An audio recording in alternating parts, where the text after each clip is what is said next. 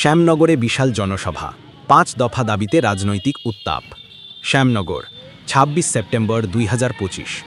রোজ শুক্রবার জুলাই ঘোষণা, জুলাই সনদ বাস্তবায়ন এবং পিআর পদ্ধতিতে জাতীয় নির্বাচনে সহ ৫ দফা দাবিতে যুগপথ আন্দোলনের অংশ হিসেবে শ্যামনগর উপজেলা শাখার উদ্যোগে বিশাল এক জনসভা অনুষ্ঠিত হয়েছে। জনসভায় জেলার বিভিন্ন এলাকা থেকে ব্যাপক সংখ্যক নেতাকর্মী এবং সাধারণ মানুষ অংশগ্রহণ করেন। আমরা জয়নগর ও কাশিমারি থেকে একটি ট্রাক, ৩টি পিকআপ এবং শতাধিক মোটরসাইকেল নিয়ে এই জনসভায় যোগদানের মাধ্যমে আন্দোলনের প্রতি আমাদের সমর্থন প্রকাশ করি।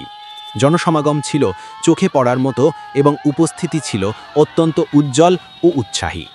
জনসভায় বিশেষ অতিথি হিসেবে উপস্থিত ছিলেন শ্যামনগর উপজেলা শাখার নায়েবে আমির অধ্যাপক আব্দুল জলিল। এছাড়াও উপস্থিত ছিলেন শ্যামনগর উপজেলা শাখার বর্তমান নায়েবে আমির মৌলানা আব্দুর রহমান। প্রধান অতিথি হিসেবে বক্তব্য রাখেন সাতক্ষীরা ৪ আসনের এমপি পদপ্রার্থী কাজী নজরুল ইসলাম। জনসভায় আরও উপস্থিত ছিলেন শ্যামনগর উপজেলা নায়েবে আমির মৌলানা গোলামবাড়ি সাহেব সহ অন্যান্য গুরুত্বপূর্ণ নেতা ও কর্মীরা।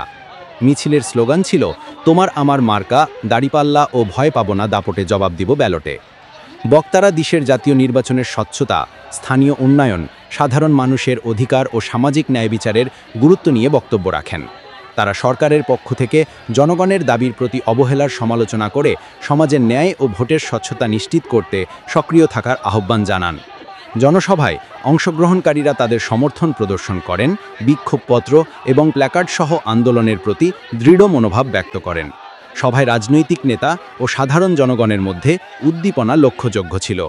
এছাড়াও জনসভায় নতুন নেতা ও কর্মীরা নিজেদের পরিচয় দেন এবং স্থানীয় কমিটিগুলোর কার্যক্রমে সক্রিয় ভূমিকা নেওয়ার অঙ্গীকার করেন। এই জনসভায় একজোড়া দাবির মধ্যে অন্যতম প্রধান দাবি ছিল খুনি হাসিনার দ্রুত বিচার। জনসভায় বক্তারা বলেন, যারা দেশের শান্তি ও নিরাপত্তা বিপন্ন করেছে তাদের দৃষ্টান্তমূলক শাস্তি নিশ্চিত করতে হবে। বক্তারা আরও জোর দিয়ে বলেন, এই ধরনের অপরাধ যেন আর কখনো পুনরায় ঘটতে না পারে সেই বিষয়ে যেন নজর রাখে অন্তর্বর্তীকালীন সরকার। এই জনসভা ছিল এক প্রেরণাদায়ক রাজনৈতিক সমাবেশ, যেখানে সাধারণ মানুষ ও নেতাকর্মীরা একত্রিত হয়ে দেশ ও এলাকার উন্নয়ন, নির্বাচন স্বচ্ছতা এবং জনগণের অধিকার নিশ্চিত করার প্রতিশ্রুতি পুনর্ব্যক্ত করেন।